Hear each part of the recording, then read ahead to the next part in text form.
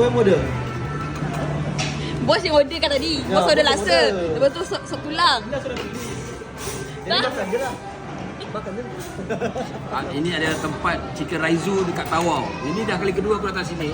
Sebenarnya kalau chicken raizu ni dia terkenal dengan ayam goreng dia. Tapi kali ini aku dibagi tahu sup tulang dia ni okey. Aku tak boleh tahan tengok sup tulang. Tengok. Oh, sedap ni sop tulang dia. Satu je aku nak bagi tahu. Dia memang tulang betul. Dagingnya okey lah. Ada lah tapi tak banyak. Sebab dia nak feel apa Sup cakap? tulang dia. Sup tulang Dia ada dekat sedut bos. Dia mesti sedut. Sedut kan? Sedut tulang dia. Mana tulang kena sedut? Sedut. Baik kalau tak batu sungai je. Okey. Bismillahirrahmanirrahim. Rasa dulu Bisa dulu bos. Okey tak okey main sup dia?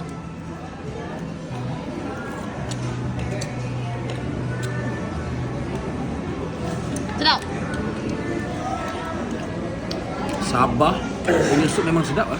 Kan? Sabah dia punya sup memang sedap bos. Sedap lah. Baik kedai makan tepi jalan, baik kedai makan yang premium macam ni. Oh, sedap sop tulang dia. Makan nasi. Okey. Orang Sabah, ni tempat chicken raizu. Abi ni recommend tempat ni guys.